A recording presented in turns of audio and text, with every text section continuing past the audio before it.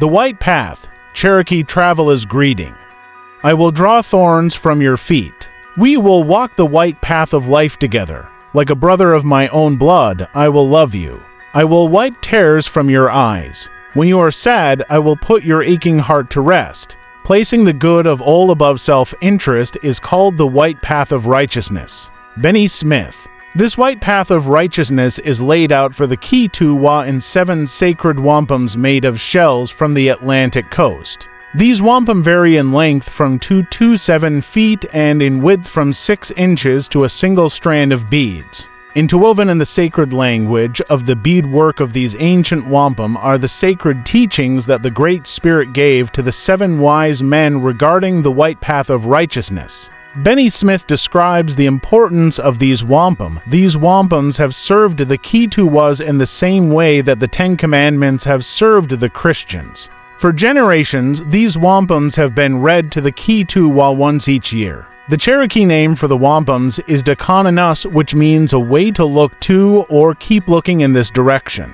Interestingly, the first open expression of the Keetuwah rebellion against assimilation occurred in 1828 when the Cherokee sought to establish a Cherokee constitution and end the old political system. White Path's rebellion was named after its leader White Path, but his nativistic movement is seen as a predecessor of the Keetuwah movement. Redbird Smith's story, chief of the Nighthawk Keetuwah Peace and Red Chief War system, began to resurface. The White faction had a meeting at Long Valley, located in the Going Snake district of the Cherokee Nation in 1859. They drew up an amendment to the Keetuwah Society Constitution, which stated that the Keetuwah Society would be religious as well as political. A church was built at Long Valley so that services could be held during future conventions which were planned for Long Valley.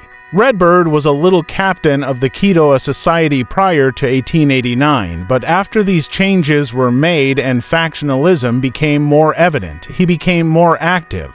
Within several years' time, he was made head captain for the Illinois district. The following year, he was elected a member of the Cherokee National Council.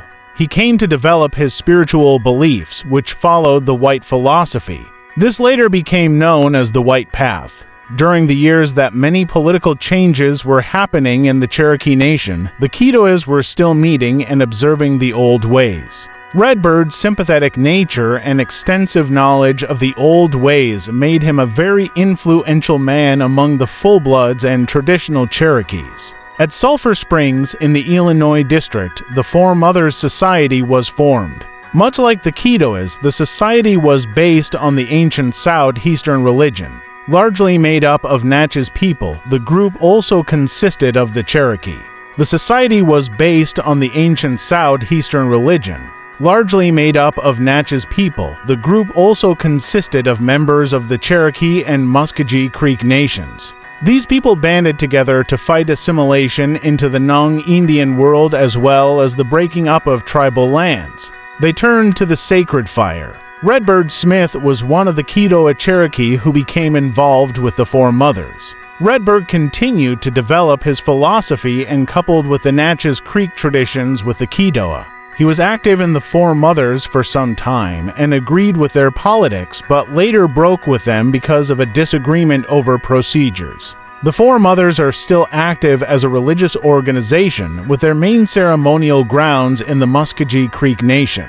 By this time, stomp dancing had basically ceased. The ceremonies of the ancient religion, such as the green corn ceremony, the Friends Maid ceremony, and all the new moon ceremonies had become extinct. By the middle of the 1890s, a stomp dance was held in the Illinois district with a group of Cherokee, Muskogee Creek, and Natchez traditionalists. Redbird had often attended ceremonies at the Notchie Town Fire on Greenleaf Mountain near Sulphur Springs. The knowledgeable elders today maintain that the original fire used by Redbird had come from the east during removal and never died. It was tended by the people of Notchie Town. To the Cherokee, the sacred fire is much more than a fire. It is a physical, living manifestation of the Creator. The smoke of the fire carries prayers to heaven, and it is the smoke that carries spiritual messages from place to place around the world. The fire and its smoke can do good or evil, based on how the fire is built and how it is used. The Keetuwah have always used the Force for good and peace. Redbird taught, if you are following the white path, God will give you protection. If you are following the white path and a man strikes you in the back, do not turn around. If you do, you will be off in the black. Redbird made a pledge to return to the old ways and decided that the first step was to locate the sacred wampum belts, which were woven of wampum shells to record the history, tradition, and laws of the Keetuwah and Cherokees in general. The wampums are believed to have a special power within themselves and are guarded very carefully to this day by the Keetuwah Society. Between 1891 and 1901, factionalism once again surfaced amongst the Keetuwah Society. The Curtis Act and the impending allotment of Cherokee land by the Dawes Commission were feverishly spoke against by traditionalists and Keetuwahs. These government acts threatened to seize tribal governments for both the Cherokee and Muskogee Creek. The Keetuwahs held another meeting, this one at Moody's Spring near present-day Tahlequah. They decided that allotment was the only option they had. Redbird would not give in, so he and his followers withdrew.